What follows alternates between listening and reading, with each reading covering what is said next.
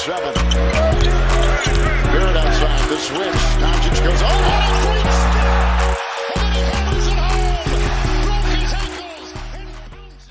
What's going on, guys? Welcome back to a brand new video. I hope you guys are having an amazing day or night as the New York Knicks come out with a much needed victory up against the Oklahoma City Thunder in Chesapeake Arena, 119-97. The Oklahoma City Thunder are a very young basketball team. They had no Shea in this game. They had Teo Maledon starting. They had Isaiah Roby out there. They had Dort. They had Al Horford. Alexis Pokusevski even started in this game. And Alexis Pokusevski is definitely this project type of player who's playing in the G League, of course. He actually played in the same league Giannis did when it came to playing overseas, that type of competition-wise of the league he played in. As there was no Derrick Rose in this game, there was no Elfrid Payton as well, so we definitely had troubles when it came to the depth at the point guard position. We knew Quickly was going to come off the bench, really provide that spark. Quickly has some work to do when it comes to shooting too early in the shot clock, his playmaking, but we know he's a pure bucket, and our bench is bad, so we definitely desperately need to provide a spark off the bench. Well, it's not terrible, it's just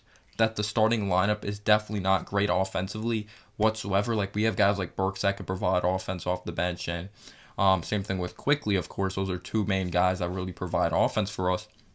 But Frank Ntilikina went on to start, and there was no structure at all when it came to ball movement, just putting pressure on the defense. We know Frank's not good defensively whatsoever. It was definitely not looking like a pretty game. In the first quarter, we allowed the Thunder to shoot 71% from the field. I'm not even lying. The whole team looked amazing. Al Horford looked really great. Al Horford's kind of a Knicks killer, but he's still an overall good basketball player, just his contract wasn't the greatest with Philly, so it really didn't work out. He's older and all that, but he does the little things out there on the court. He's a good player, and I think he's the right veteran to have for these young guys in Oklahoma City to really teach these young guys, like a Kenrich Williams as well. But Teo Maledon was playing solid. Alexis was okay, but they were just playing overall a good brand of basketball. But our offense was atrocious. Our defense was atrocious. Randall wasn't getting anything going. It's just really hard to get anything going when you don't have a point guard that's providing a spark offensively, distributing the basketball. He provides good defense, but you at some point have to put pressure on the defense. And it was just awful. There was nothing flowing well whatsoever. Like I said, the Thunder shot 71%. They're out-rebounding us, out-hustling us. It was an atrocious showing by the New York Knicks. The Knicks did start to get better.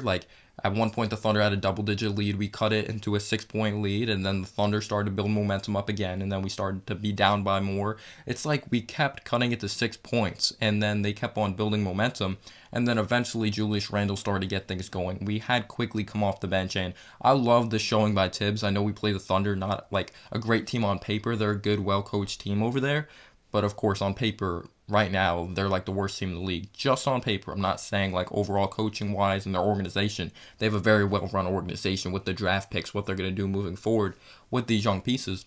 But Tibbs did a really good job recognizing Frank sucks. He just absolutely sucked today. We know what he provides, doing the little things on defense, but playmaking-wise, putting pressure on the defense, facilitating, that's not what Frank is. He put Quickly into the game, instant offense. We needed offense really bad. We were scoring the ball, but we couldn't get stops as well. It was really frustrating, of course. You have Brown over there, Moses Brown, who was providing a very good spark athletically. He was embarrassing Taj Gibson with the up fake. You saw the depth of the center position. Definitely wasn't helping out whatsoever. Taj really struggled up against a lanky type of faster twitch type of guy, because Taj is towards the end of his career. It's not the same as the Bulls days. Timberwolves, he was okay, but his prime was definitely in the Bulls days with a guy like Derrick Rose over there, Joakim Noah, and what he was able to provide for the Chicago Bulls. But anyway, yeah, we were just absolutely atrocious in the first quarter. Second quarter, we started to get things going for sure, and we did end the second quarter pretty strong, being up 2 points. We should have been up more. It's just we kind of took our foot off the gas, to be completely honest with you guys. But I really like the recognition of Tibbs. He was Frank doesn't have it. He started Quickly in the second half of this basketball game. He didn't start Frank Ntilikina. He loves defense, but he's we need offense this game. And he really did a good job recognizing what's going on in the game. And Quickly was amazing. And RJ freaking Barrett. It was pretty much the RJ Barrett third quarter RJ Barrett couldn't miss. He had a brand new career high of 32 points. Randall was distributing the basketball. He was rebounding. He was passing. He was scoring the ball. Randall had a triple-double. It's amazing for RJ to have his career high and Randall have a triple-double. It's just a great feeling. And you come out with like a commanding victory. It's going to be very tough against Brooklyn. We'll see if Rose continues to be out due to the protocols. We'll see what happens with Payne and see if Quickly starts. Because if we lose against the Nets and we have Quickly out there, I won't be as mad because we have our young guns of RJ, of a Quickly out there, a couple guys that are a part of the future. So it would just be like fun to watch, honestly, because you know you're not going to beat Kevin Durant if Kevin Durant's possibly not going to be playing. But you know you're not going to beat a James Harden. You know you're not going to beat a Kyrie Irving, Blake Griffin possibly if he plays. Like, you know you're not going to win that game, but it would just be exciting with the young guys growing and learning throughout that basketball game, playing up against some of their idols. But I thought the Knicks played very good basketball in the third quarter, and we were very lucky as well. We realized, or us fans just know that this is a very young Thunder team. They're going to eventually start turning the ball over. They're eventually going to stop shooting freaking 71% like they did in the first quarter. And Al Horford did kill us coming out in the third quarter. Like, Al Horford's a bruiser. We know what he brings to the table. He's a guy that's so interesting. He's good defensively. He can space the floor, but he's never been the best of rebounder in his NBA career. I haven't taken a look at the stats this year, but when you take a look at the past days of the Celtics, the Sixers, he's never a big-time rebounder. It's so weird when it comes to Al Horford, but I think he's going to do a good job teaching those young guys. But I love that Tom Thibodeau started quickly in the third quarter. That floater started to fall. He needs to get better, like, learning not to shoot so early in the shot clock, and his playmaking definitely needs help as well. Like, I don't think he's a completely, like, selfish player. It's just he's so confident in his shot and his offensive game that he doesn't look to pass, like, so much. But you see he makes the right passes. But Randall's hitting his fadeaways. Burks was he was pretty inefficient in this game. But he was also definitely kind of a reason we're in this game.